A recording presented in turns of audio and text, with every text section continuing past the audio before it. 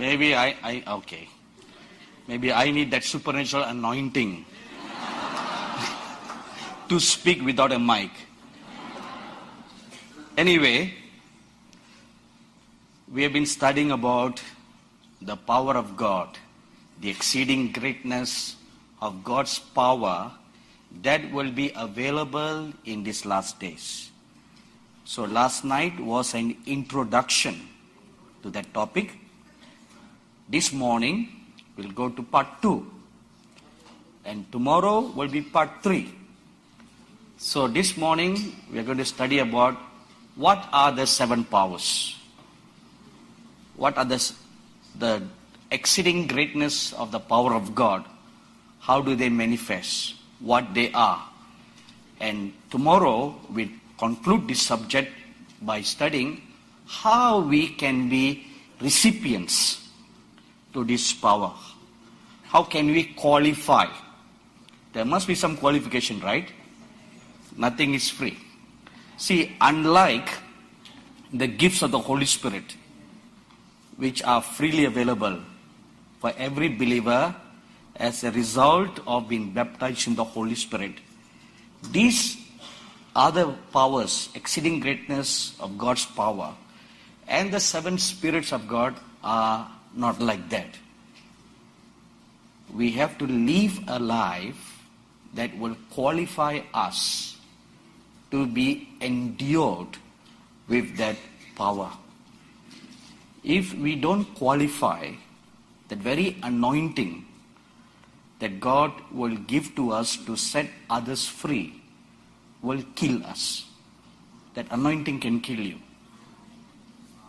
So that is why we need to handle them carefully. Amen? Let us bow our head for a word of prayer. Our gracious and loving Heavenly Father, we come before your holy presence in the name of our dear Lord Jesus Christ this morning.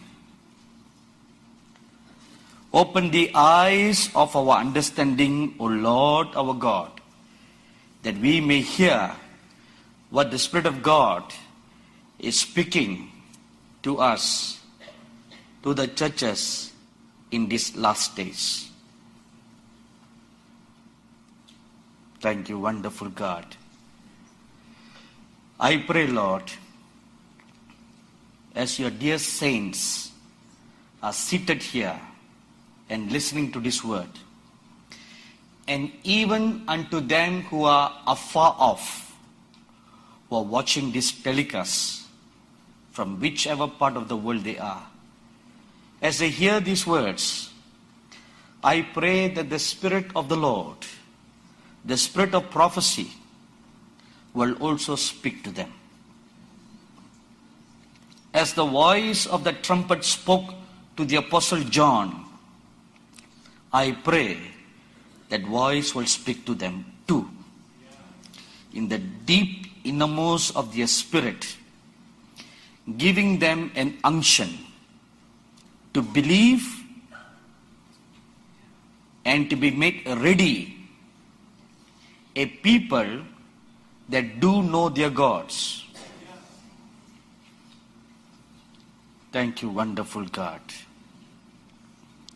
I pray, Lord, let the voice of the trumpet speak into each and every one of their spirits and their souls, even cause their ears to hear, Lord. In the name of our blessed Lord Jesus Christ we pray. Amen. Please turn your Bibles with me to the book of Revelation, the chapter 5. And we will read verse 6. And I looked, and behold, in the midst of the throne and of the 4 living creatures, and in the midst of the elders, stood a lamb, as though it had been slain, having 7 horns and 7 eyes, which are the 7 spirits of God, sent out into all the earth. Please note there 4 things. Firstly, there's a lamb that stands there as though it had been slain. So first there's a lamb. Secondly, the lamb has 7 eyes. Thirdly, the lamb has 7 horns. And fourth, those 7 horns, 7 eyes are the 7 spirits of God sent forth to the whole earth. Not just into the church, but into the whole earth. In the previous study, I shared with you that when the Holy Spirit was poured out on the day of Pentecost, it came upon one house. All the disciples were gathered in one house, and the Holy Ghost came into that one house. But in these last days, the second Pentecost, or the final Pentecost, will be poured out upon all flesh, all over the earth. And that's what the scripture says, the 7 spirits sent out all over the earth, wherever the remnant are. See, it's no more just limited to the Jewish people. When the first Pentecost was poured out, it started among the Jewish people. It started them, and from them it spread to the whole world. But this last day's outpouring of the anointings of God, the exceeding greatness of God's power, will be poured out upon all the earth, wherever the remnant are. See, the remnant is not going to be in one particular place. There's a remnant here, and there is a remnant in elsewhere of the world. You know, for many years, Brother Neville and I, we spoke together in many conferences, in many churches across the U.S. But then the Lord called us to stop all that and to just concentrate in this region. Because God said He has selected this place among many other places. He has chosen this place, Lancaster, to be like a place of refuge in the end times. A place of refuge, a place of safety, and a place to demonstrate the powers of God, and the place where God's glory will come to abide. As such, the Lord told us, use this as a training ground, and God will bring the remnant to this place. Sometimes it's quite difficult to go from place to place just preaching and conducting meetings in one local church, you know. It's impossible. And we don't have that much of time today in these last days. We don't have 2,000 years at our hand. We have a short time. In this short time, instead of just going to speak in one church here, one church there, the churches should combine together. In one locality, combine together and do like a city-wide meeting. That's what we do in India. I don't go and speak in one particular church. When they invite me, we'll ask all the churches or most of the churches in that town, in the city, to join together and sponsor a city-wide evangelistic meeting or a city-wide conference. In this way, 2 benefits are there. One, we are fostering unity among the churches. Secondly, the collective body of Christ is benefited, not just one local church. So in the same way, the Lord told us, stay put here. I will bring my remnant to this place. And here they will be taught and they will be healed by the Lord Himself. So that is why our Pastor Joe Sweet conducts this annual conference here. And God brings all His remnant, wherever they are. Not only from the US, now many people from different nations have come. And not only that, people are watching live webcasts all over the world. The remnant. Amen? We don't want the traditionalists. You know, the traditionalists can all their life quarrel and fight over dry, dead bones, like dogs. The dogs don't go after the meat, They go after dry bones. Why they like dry bones, I don't know. Do you? When they can eat the meat, instead of eating the meat, they'll fight over dry bones. Have you seen that? Now they even have toy dry bones for the dogs to chew all the time. Even for toys, they don't make them like toy meat. They make toy dry bones. So, there will always be Pharisees and Sadducees in the body of Christ. Like the spirit of Nephilim that lives forever and ever, the spirit of Sadducees and Pharisees also live perpetually. So there will always be fault finders. There will always be the doubters.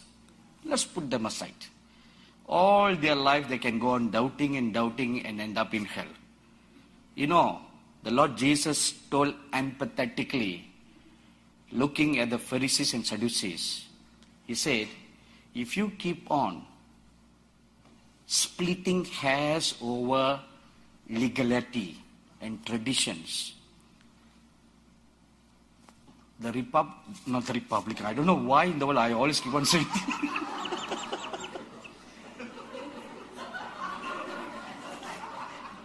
I am not in favor of Republican or Democrats, The publicans, okay? The publicans, the tax collectors, the harlots, the nobodies, those who are sitting in the highways and byways, they will enter into the kingdom of God before you guys. The Lord Jesus said that. Because these others will receive the word like little kids who will drink the pure milk of God. They will not split over hairs. They will not fight over whose doctrine is right, whose doctrine is wrong. They will go after the Lord Jesus Himself. The unadulterated word of God. Amen. God is raising up in these last days a company of remnant who will be so in love with the Lord that they don't want anything else. See, when I got saved, I didn't know that it was a Seventh-day Adventist church that organized the evangelistic crusade. I was a Hindu. To me, there's only one Christianity. Not the so many myriads of denominations that we know today. I didn't know any better.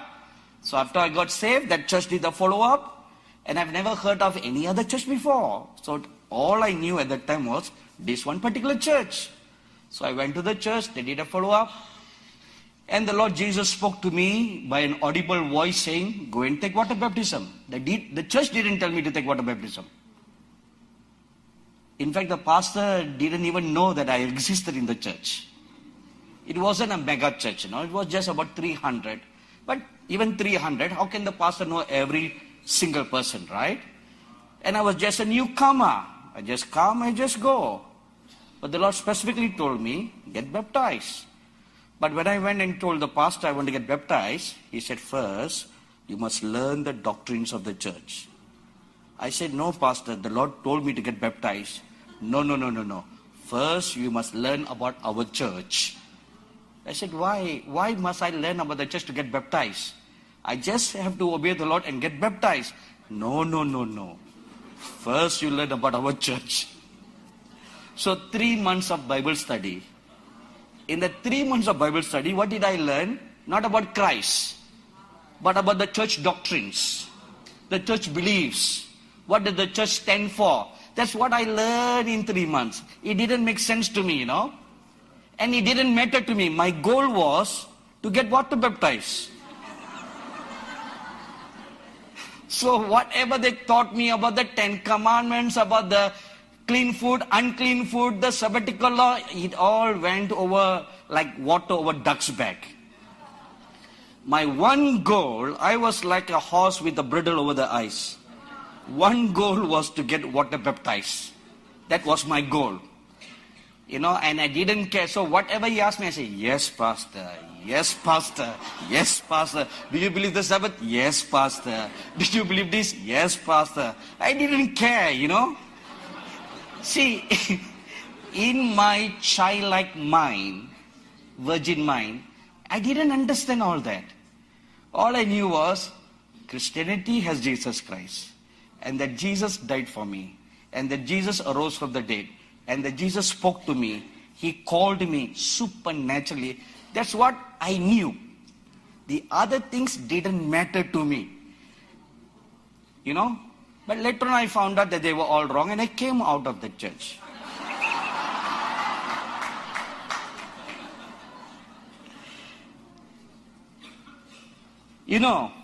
So we don't have to split hairs over all these things. What matters at the end of everything? Let me give you one good example. In Matthew chapter 17, when the Lord Jesus was transfigured, and Peter, James, and John sees the glory of God. They were so awed to see the Lord Jesus transfigured.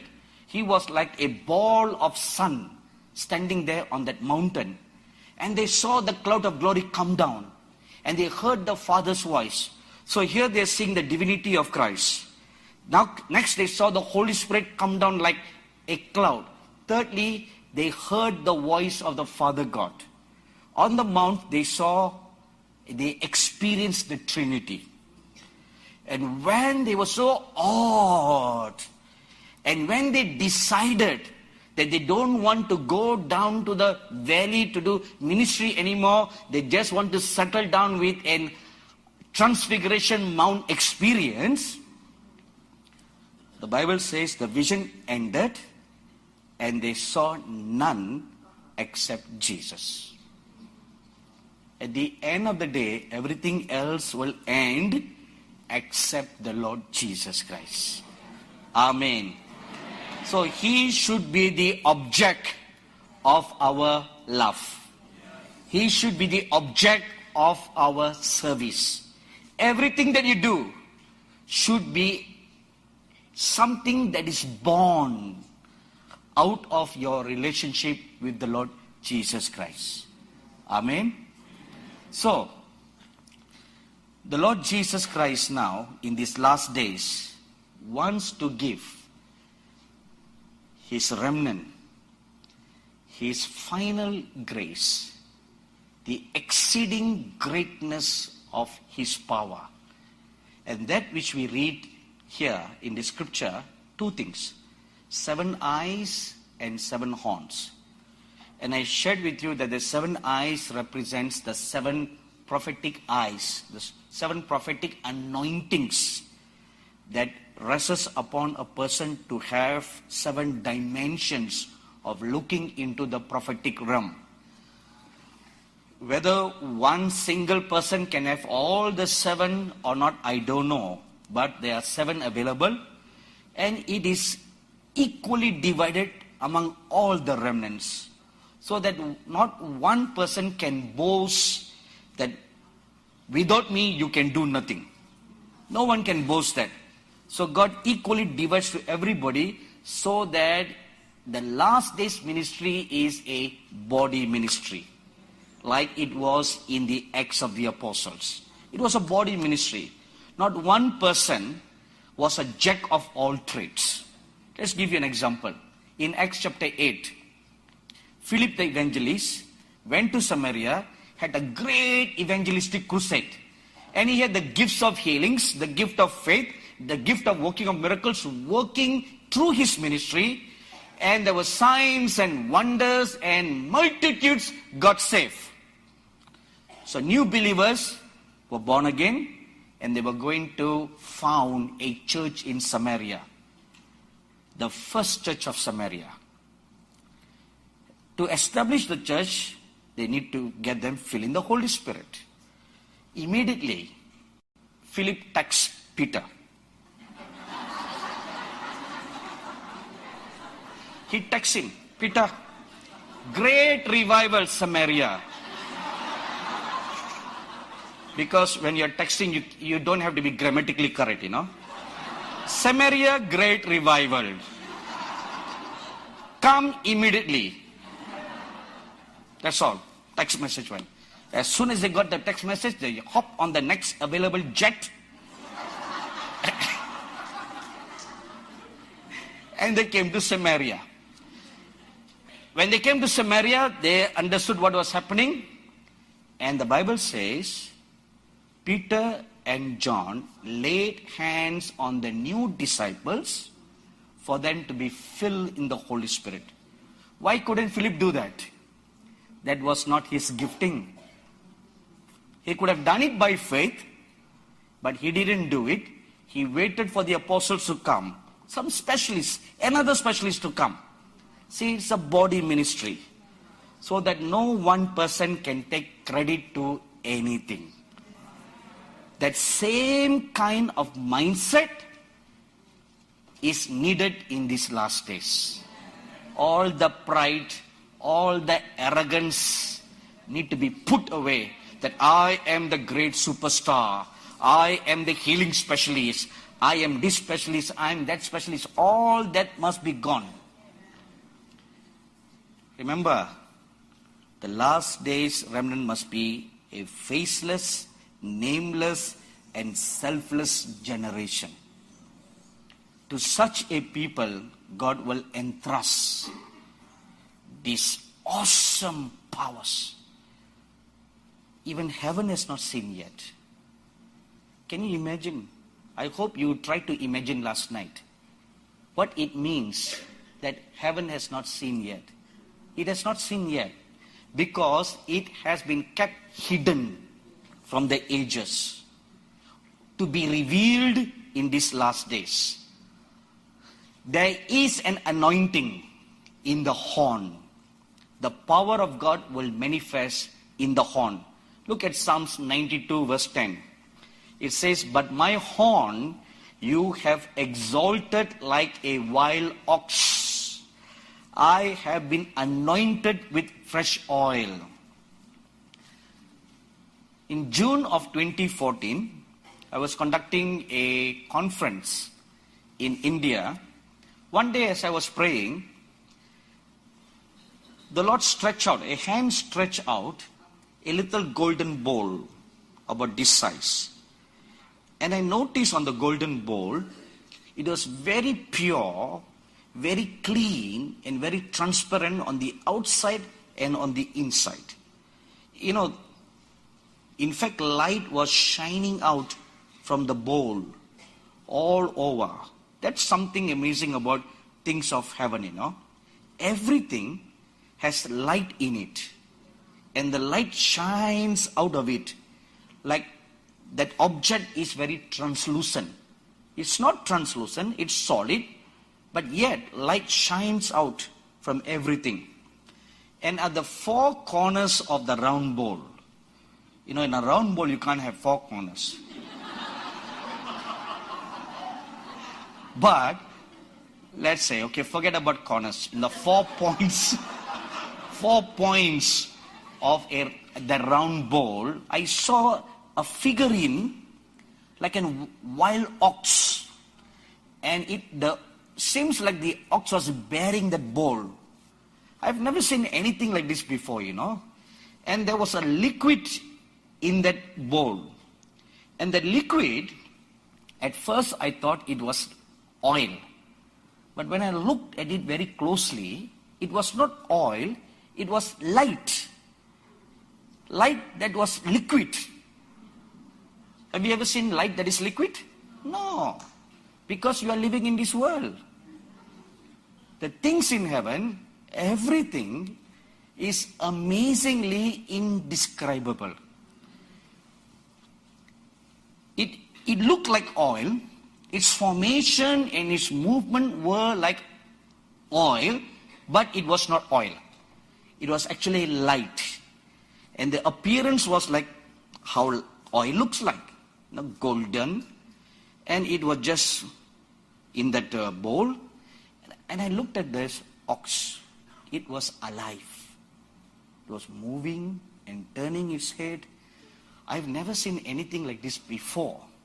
And for once I thought this must be something from the devil. We always do, don't we? We always do. Anything that we have never known before, anything that we have never understood, must be the devil. And our mind will immediately race to something else. Where is it written in the Bible like this? Right? So while my mind was racing, trying to fit this into my box theology. That's what we all do, no? Our box theology. We try to fit it into what we knew, which itself is very limited. Our understanding is very limited. And this ox was moving and turning its head, looking here and there, and I just didn't know what to figure it out. And this vision I saw in the midst of a conference that we were organizing during the Feast of Pentecost in India.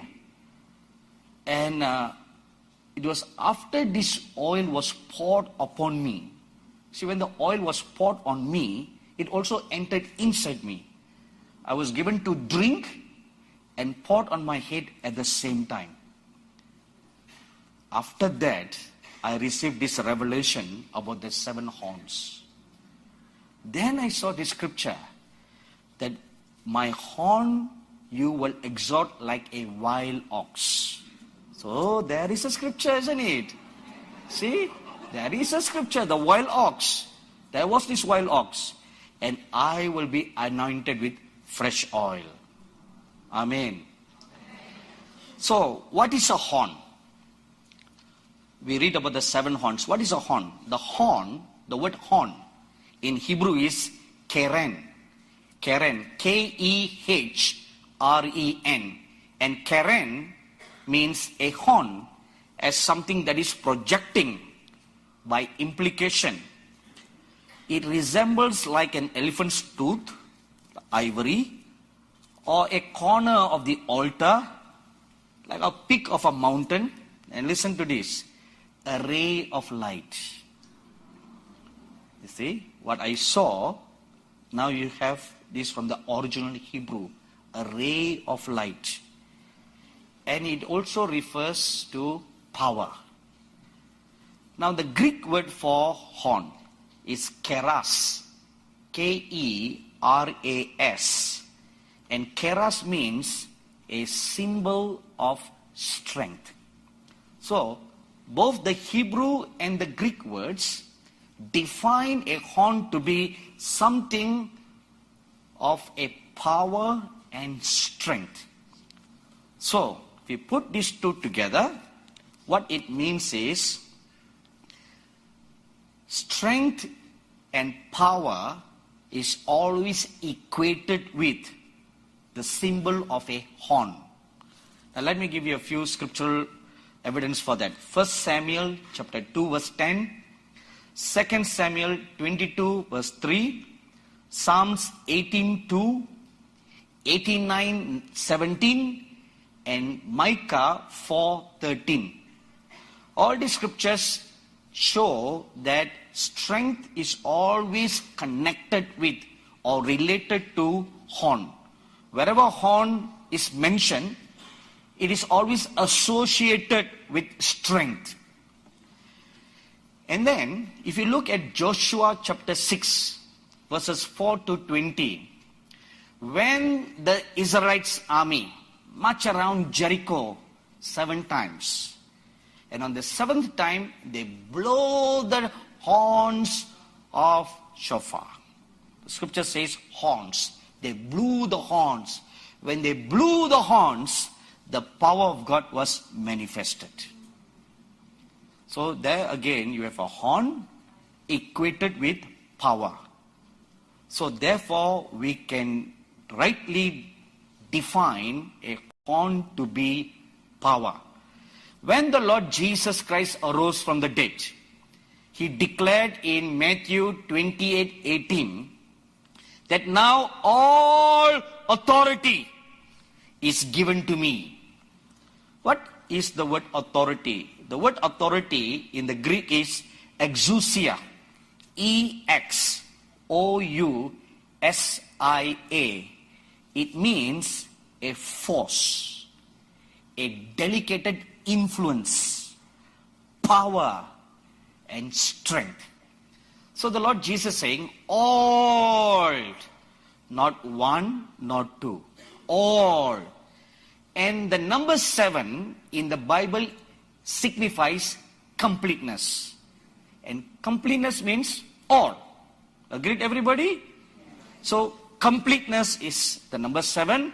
And the Lord Jesus saying, all authority is now given to me. All the power, all the force, every delegated influence, power, strength, unlimited, is now given to me. Amen. And that all authority and power is manifested as the 7 horns that were found on the Lamb. Now this is the Lamb that comes and stands before God to receive the last day scroll. So now we need to ask another question. So we understand that the 7 horns represents the powers of God. So what are they? Number 1, the 7 powers of God, the 7 horns. Firstly, it is the power to stand before kings and cause nations to tremble and to shake. A good example is found in the life of Elijah. If you read 1 Kings chapter 18, verses 17 to 18, Elijah encounters King Ahab. Then it happened when Ahab saw Elijah that Ahab said to him, "Is that you, O troubler of Israel?" See, first time both of them are meeting, and the way that Ahab addresses Elijah, "Oh, you, so you are the troublemaker." And look at Elijah's answer. "I have not troubled Israel, but you and your father's house have. In that you have forsaken the commandments of the Lord and have followed the Baals." Can you imagine the amount of boldness and authority that rested upon Elijah to stand and point his finger at Ahab and say, "You are the troublemaker. I am not the troublemaker. I am the good guy. It is you. It is because of you that all this mess has come upon the land of Israel." Today, if you were given a word to go and speak to the governor of California, or to President Obama, or to any other prime minister or presidents of the nations where you come from, go and speak this word to the king, what will you say? "Lord, is it really me?" Or you say, "Lord, why me? There's somebody else, Lord." Won't you do that? "Lord, I'm afraid, Lord. Do you know what will happen if I go and stand there? The security people will arrest me and throw me into prison. How can I do that, Lord?" Today, with all our frailties, we will speak like this. But when this anointing is poured upon you, you will become like an ox. Have you seen an ox? It couldn't care less about anybody. Right? And it is not only a tamed ox, it is a wild ox. So it is doubly stubborn. Doubly couldn't care less. Doubly couldn't be bothered about anybody. It will just go bulldozing at anybody. Amen. Amen.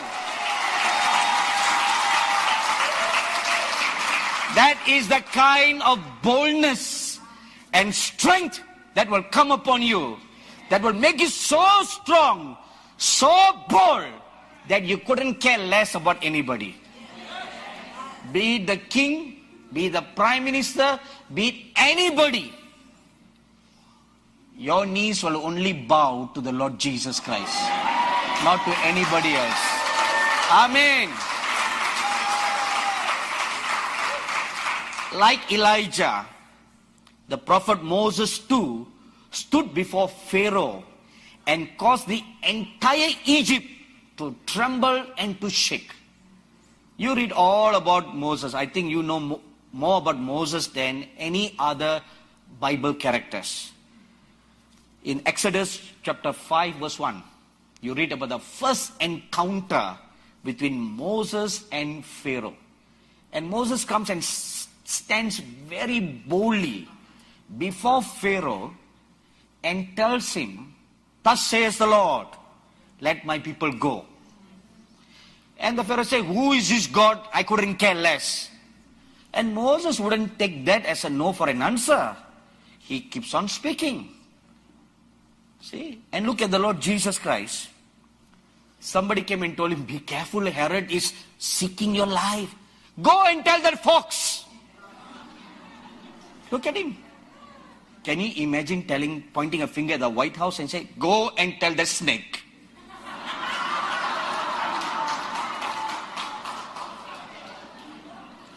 Today you may not, but when this anointing comes upon you, not even the White House, even Buckingham Palace, or the Kremlin, or the Rashtrapati Bhavan in India, anywhere, you will go and stand and declare the word of the Lord.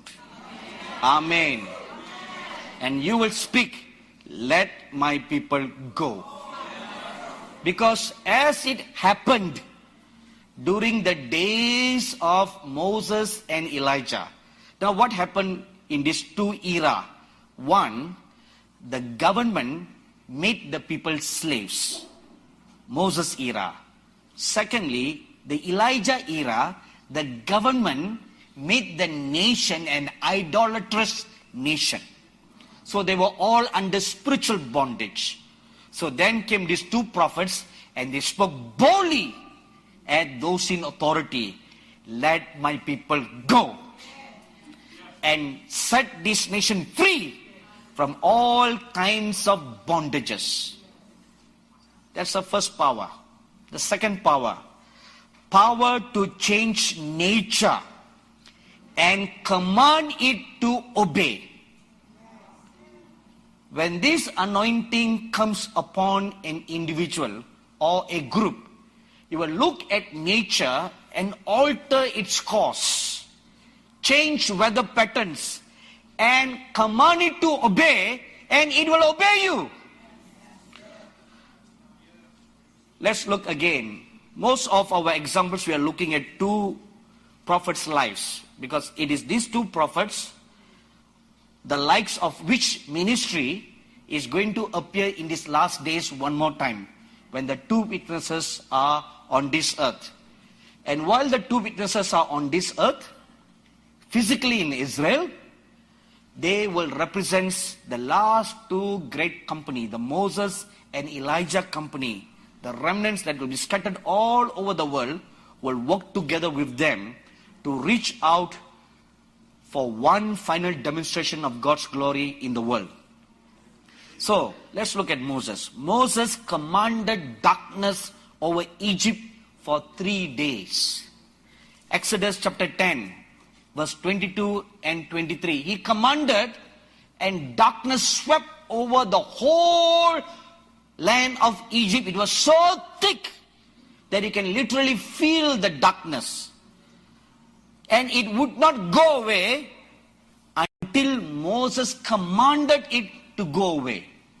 So which means, if he had willed that it stayed for a longer time, it would have stayed. 3 days, 5 days, 7 days, or even a year or more so. He commanded a total lunar eclipse. Solar eclipse. Total solar eclipse. Not only total solar eclipse, There was also a total lunar eclipse. And not only that, great darkness covered the land. You know, here you must ponder for a moment now. According to science, when there is a total solar eclipse, the world is not totally dark. Right? But here the scripture says, great darkness covered the whole earth. So it is something supernatural, but was manifested tangibly in the natural, that it covered the entire land of Egypt, and this darkness can be felt. Secondly, Elijah. In 1 Kings 17:1, we read, he commanded the rains to stop raining upon the land of Israel, not for 1 day, not for 2 days or 3 days, but for 3 long years. And he said, it will only rain when I command. Which means the weatherman has no power. Every day when you turn on the news, the weatherman said, we hope it will rain today. But who knows? Every day they will say that, we hope it will rain today. We are trying to seed the clouds, causing rain to come. No matter what seeding you do, it will not rain until you speak the word. God will give that power and the authority. You know, you look at Joshua. The Bible says, he commanded the sun to stand and the moon to stand. You know, these are huge planetary objects. And the sun is 93 million miles away from Earth. At least the moon is close by. 220,000 miles away. At least if we say stop, okay, it's understandable, nearby, you know. But this is something so far away, 93 million miles. How can a man standing on planet Earth, in one small nation on planet Earth, and he said, sun, stand! It obeyed. How is it possible? That we will study tomorrow. How is possible? Because it's not just the speaking of that word. You need other help too. You need to work together with other people for all these forces to work together. You know, when this power manifests, it will command weather changes to pronounce judgment and to cause deliverance. You will read in Judges chapter 10 that when the enemy was coming against Israel, God caused a loud outburst of thunderstorm and rain, and the Kishon River overflowed by the outbursts of thunder and lightning, and that was caused by God to bring deliverance for Israel. So nature was brought under control for deliverance. So two effects. One, pronounced judgment. Like what Elijah and Moses did. They pronounced judgment by controlling nature, commanding nature. In this instance, nature was commanded to bring deliverance. You know, in the last days, when the army of the Antichrist rules the whole world, together with the 10 kings, the 10 horns that will support, which means the whole world comes under the Antichrist laws and army. We, the remnant, will be hunted like dogs. So how are you going to protect yourself? So God will release this power and this authority to their remnant, so that you will command nature and command it to obey, to pronounce judgment and to cause deliverance. Number 3, power to shame the enemies and to glorify God's name. Now, what do we mean by that? Let's say you're confronted with the enemy. Who is right, who is wrong? How do we know? So in such a confrontation, this power will rest upon you to shame the enemies so that God's name is glorified. Let me give you 3 examples. In Exodus chapter 7, verses 10 to 12, Moses goes into Pharaoh's court and he throws the rod down. And the rod immediately becomes a snake. So, all those who are for Moses, they clap their hands. Oh, praise the Lord. Even Aaron clapped his hands. Oh, brother, well done, brother. And you know, historical records tell us the snake is not an ordinary snake. It's a 10-foot black cobra, which is worshipped by the Egyptians. They don't worship the small snakes that we run away with, Not the small ones. Huge 10-footer black cobra, whose one hiss will scare us to death. So when Moses threw down the rod, it became a huge cobra. That is why in Exodus chapter 3 you read that he ran away when he saw that. Because it's a huge black cobra. Things that will frighten. Come on. Are you telling me that you will stand and say, hi? You will be the first person to speak like Usain Bolt. Or better than him.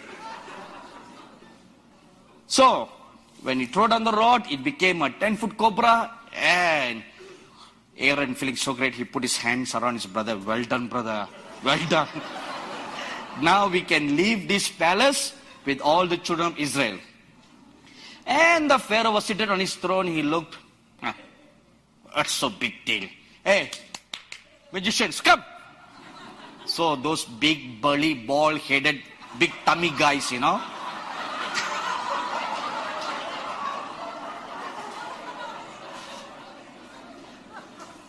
They came. And they looked at Moses and sneered at him.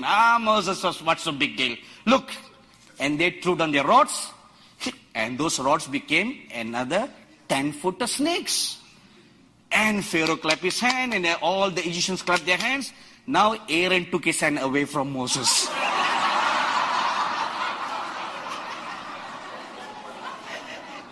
He took his hand away from Moses, getting ready to sprint. Okay, I would like you to imagine this scenario now. Here, on one end, you have Moses' snake. On the other hand, it's like a world wrestling fight now, On one end is Moses' cobra. On the other hand, not just 1, 3 cobras. So which is greater? 3, right? So even Moses' heart, he must be filling with butterflies running around everywhere. And he'll be wondering, Lord, what is this? Wouldn't you feel like that? For a moment, all your faith would take flight. You'll be wondering, did you heard correctly from God? Right? Let's be normal. So as they were looking, the Moses cobra swallowed the other 3 cobras. I used to imagine these cobras must be really dumb. Because the cobra, Moses' cobra, could not have swallowed all 3 at the same time. One at a time. So when the cobra was swallowing the first cobra, why didn't the other 2 run away? Right? Why didn't they run away? See, the answer is this. When the power of God is in manifestation, it will arrest the enemy. Amen. It arrests the enemy so that there is no escape for the enemy. You know, science tells us when a lion roars, 8 miles away or 4 miles away, 8 kilometers away, the prey of the lion will freeze with fear and terror. And the animals cannot move anywhere, they're just frozen. There's such a terror and fear in the lion's roar. And that's what happens there. God will roar. The lion will roar through that power, and the enemies are paralyzed. They cannot move anywhere. That's what happened to the other 3 cobras. They were just shocked with fright when Moses' cobra started swallowing the first cobra, the second cobra, and the third cobra. So when that happened, the enemies were put to shame. And the name of God was glorified there. Now look at 1 Kings chapter 18, verses 17 to 39. Now Elijah causes a confrontation. He said, now let me prove to you that the God of Israel is the true living God. He calls for a battle. All the 850 false prophets of Baal, they all gathered on one side. And Elijah stood on one side. It is 1 verses 850. In Moses' case, it was 1 verses 3. So he told them, okay, all of you call upon your God. 850, you know. It's a huge choir. And the Bible says from morning to evening, they were crying and they were prophesying, and nothing happened. And then came Elijah. He knelt down, lifted up his hand, and commanded fire to come down from heaven. He did not even pray. He just commanded fire to come down. So before his enemies, God's name was glorified. The enemies were put to shame, and God was glorified. Thirdly, the Apostle Paul, he went to an island called Melita. Acts chapter 28, verses 2 to 6. And the island was filled with barbarous, terrible people. And they didn't like Paul preaching the gospel. So when Paul was trying to gather some sticks to make a fire, a viper came out and beat him. And all the people thought, okay, well, hallelujah, praise the Lord. Of course, they won't say hallelujah, praise the Lord, you know. That's how Christian we have become. For us, everything is hallelujah, praise the Lord. All while they were all clapping their hands, hoping for Paul to drop dead. And Paul, look at this behavior, no? He just looked at this and, oh, snake. He took the snake, threw it down on the floor, and he just went about as if nothing has happened.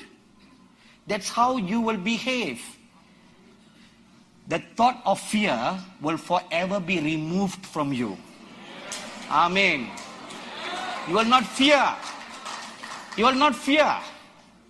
Even if a lion comes, a tiger comes, a bear comes, whatever it is, you are thrown into a lion's den, or you are thrown into anywhere, a pit of snakes. The when this anointing rests upon you, the very thought or concept of fear is not in your minds at all. You will face your enemies boldly, as if it's nothing. When Daniel was thrown into the lion's den, that's another good example. How this power manifested in his life. He slept peacefully all throughout the night, using a lion as a pillow. Right? He used the lion as a pillow. Now, which of you will go to the San Diego Zoo and volunteer to spend a night with a lion? Any volunteers?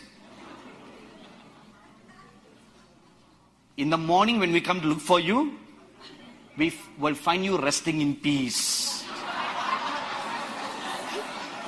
Permanently resting in peace for good.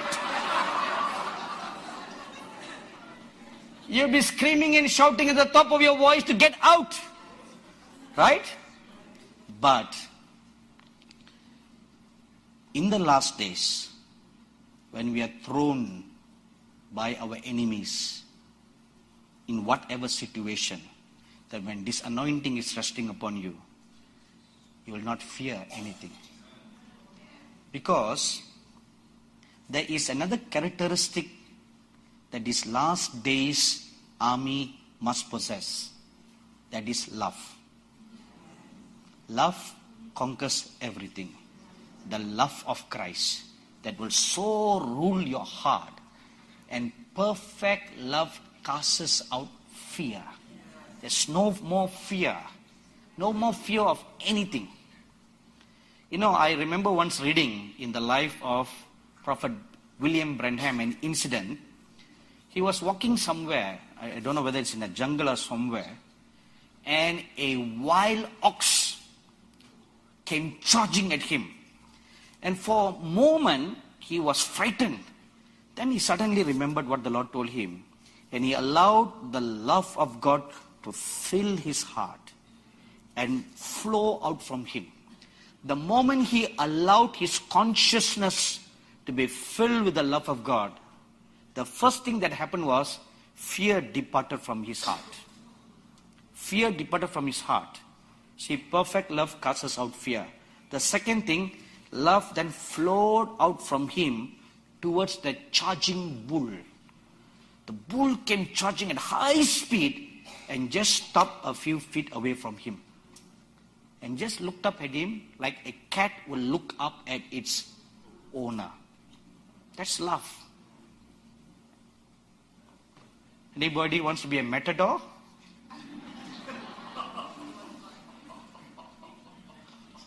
Number 4. Fourth horn. Power to strengthen, to change the weak into strong. When this anointing comes and rests upon an individual, a weakling will be changed into something strong. Perhaps it's like the transformation of Incredible Hulk. A small little tiny weeny man. Who knows? Hollywood has produced all this to teach us something, you know, of transformation. Small tiny weeny man. Suddenly he tears his clothes and he transforms into an out of proportion stature. And he has his superhuman strength. Right? Another example, Superman. Clark Kent always needs a telephone booth. Right? He will look for a telephone booth, he runs inside the telephone booth and he pulls out his cloth and he comes out. With cape. So all this while, where was the cape? Hiding inside? Transform, a weakling. Clark Kent transformed into Superman. So when this anointing comes, it will change a weak person into a strong person, so that the God's people who were captured can be set free, and to also tear apart the Antichrist armies, mouth, legs and hands.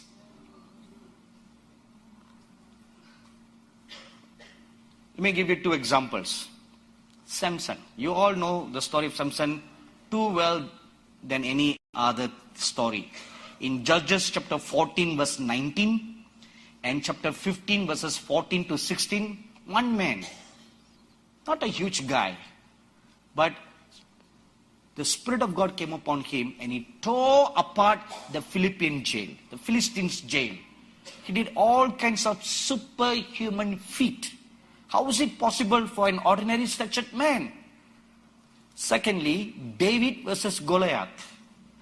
In 1 Samuel chapter 17 verses 31 to 53.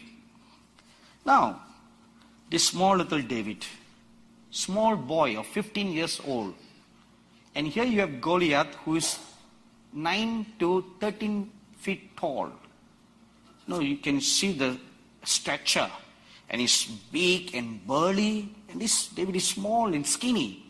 Small boy, 15-year small boy who's a shepherd. And there's a confrontation between the two.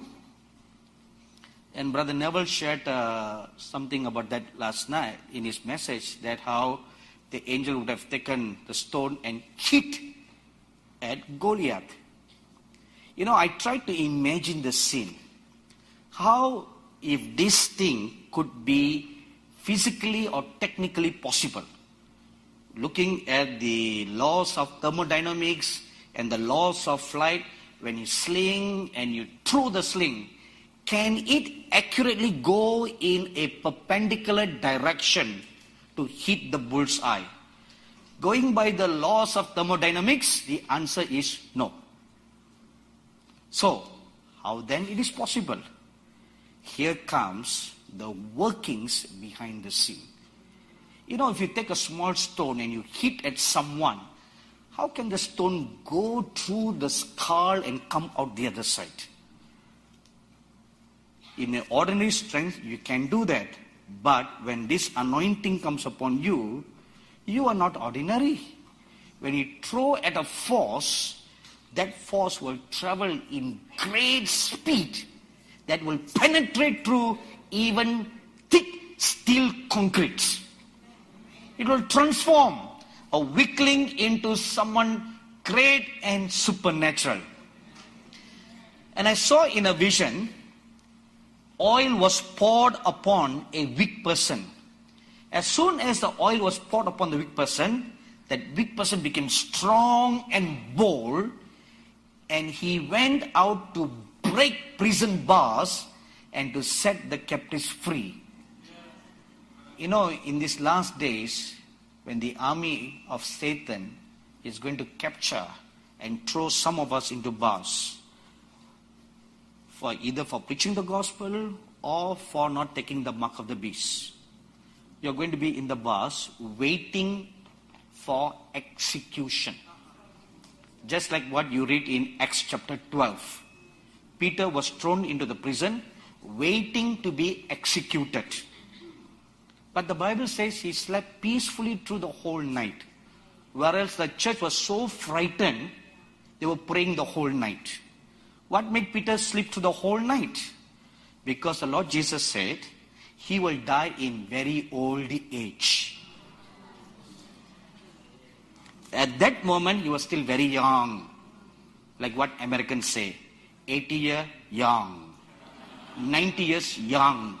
When do you ever get old? Okay, so Peter remembered that.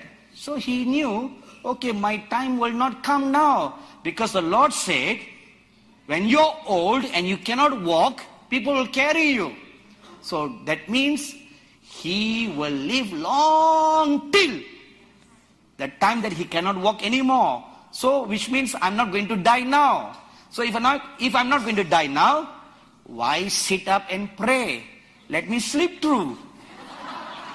So he was sleeping. And then came deliverance in the middle of the night. In the same way, when we are thrown into prisons, some of you endured with this power will go. Now many of these powers will work together, like supernaturally teletransported from place to place, and you will break those prison doors, set the captives free. Amen. You will set God's people free. Not the captives, meaning God's people free. And this will also command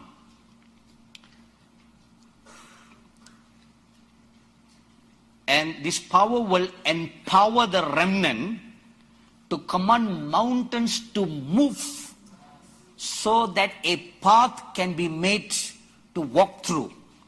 When the Lord Jesus said, if you can believe, you can speak to this mountain and the mountain will move. He did not mean a figurative mountain of problems in your life. He looked at the mountain and he pointed his finger at the mountain and said, this mountain will move.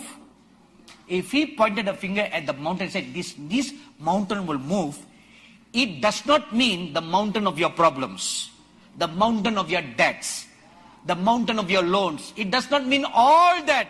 It means a literal mountain. Amen. A literal mountain. You need to walk, hide in safety. But a mountain is standing in the way. What are you going to do? When you are endowed with this power, you'll speak to the mountain and command it to break and move apart, and it will obey you. Because when you speak, remember what I told you earlier, it's the lion's roar put in your throat. And it's the lion's roar that will roar through you. And when it roars, Psalms 29 tells us, the voice of the Lord will break anything apart to pieces. So when you command, this mountain should break apart. It will crumple down. And the valleys, Isaiah 49:11 say, and you will command the valley to rise up, to be leveled, so that you can walk safely across. No, this is not science fiction. This is real. That's going to happen in these last days. That is why the Bible says, eyes have not seen, ears have not heard. That's why even the angel told me, the world has not seen such things yet. Never in history before. You'll never find any other records where a mountain split into two and people walked through. You'll never read anywhere a valley was lifted up and people walked through on dry ground. Because when there's a deep valley, how are you going to walk across? You command and the land will rise up and you will walk across on dry ground. Can you really believe all this? Yes. Are you really saying this? Yes. Or you're just saying yes because you want to say yes? No.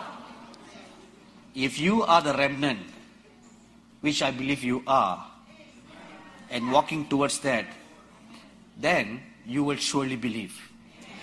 Because you are going to walk in this. You're going to do this.